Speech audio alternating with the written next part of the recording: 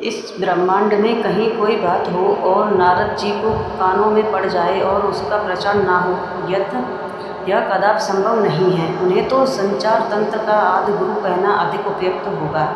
वैकुंठ लोक से चलकर नारद जी सीधे मथुरा के राजा अत्याचारी कंस के पास पहुँचे। कंस ने नारद जी का समुचित आदर सत्कार किया और उनके दर्शनों के लिए आभार प्रकट किया।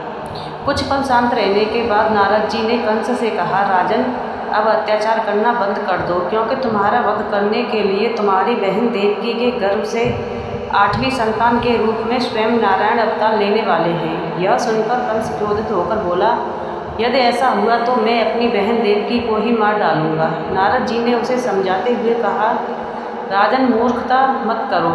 अभी से बहन की हत्या पाप अपने सिर पर क्यों लेते हो? व्यर्थ में लोक निंदा के पात्र बनने से क्या लाभ?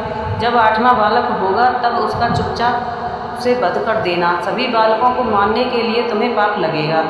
ठीक है देवऋषि, आप जैसा कहते हैं मैं वैसा ही करूँगा, कंस ने उत्तर दिया। लेकिन उसी समय कंस के मन में नारद जी ने शंका और डाल दी। उन्होंने एक कमल का फूल मांगकर उसे देखते हुए कहा, राजन, इस कमल के फूल को देखिए, इसकी पंखुड़ियाँ को कहीं से भी गिना जा सकता है। फिर यह कैसे पता चलेगा कि देवकी का कौन सा पुत्र 8वां होगा?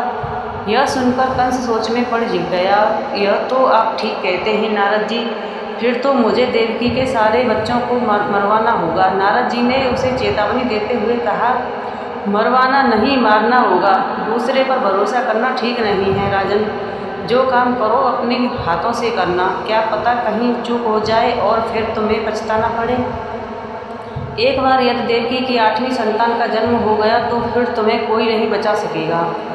कंस बोला, आप ठीक कहते हैं देवऋषि, आप मेरे हितैषी हैं। मेरे ही क्या, समस्त असुरों के आप हितैषी हैं, तभी तो हम सभी आपको इतना मान करते हैं। नारायण नारायण ठीक कहते हो राजन। नारद तो सबका भला चाहता है, लोक कल्याण ही मेरा लक्ष्य है और समय रहते सबको सचेत करना मेरा धर्म है। कहते हुए नारद जी वहाँ से विदा हो गए। नारद जी के उकसाने पर कंस ने देवकी के 6 बालकों की निर्मम हत्या कर डाली। उसके पापों का घड़ा बढ़ता चला गया। भगवान विष्णु के आदेश योगमाया ने देवकी के 7वें गर्भ को रोहिणी की कोख में स्थापित कर दिया और देवकी के गर्भपात की सूचना कंस को दे दी गई। रोहिणी के गर्भ से बालक बलराम का जन्म हुआ। देवकी के 8वें गर्भ से स्वयं नारायण अवतरित हुए। यह योगमाया ने गोकुल गांव की गोपी यशोदा के नवजात पुत्री से देवकी के पुत्र को बदल दिया। वासुदेव नहन कार्य स्वयं किया। 8वीं संतान पुत्री के रूप में देखकर क्रूर कंस ने निर्मम पूर्वक उस कन्या को पत्थर की शिला पर पटकना चाहा, लेकिन वह बिजली की तरह चमकी और आकाश में दुर्गा के रूप में प्रकट होकर बोली, अरे दुर्बुद्धि कंस, तू अकारण मुझ बालिका का वध करना चाहता है। तुझे मरने देवकी का 8वां पुत्र जन्म ले चुका है, अब स्वयं काल भी तुझे नहीं बचा पाएगा। आकाशवाणी सुनकर कंस आग बबूला हो उठा। उसने अपने सहकर्मी प्रबल को केसी दैत्यों को बुलाकर उसी दिन जन्मे अपने राज्य के सभी बालकों को मार डालने का आदेश दिया, परंतु वह यशोदा की गोद में खेल रहे बाल कृष्ण तक नहीं पहुँच पाया।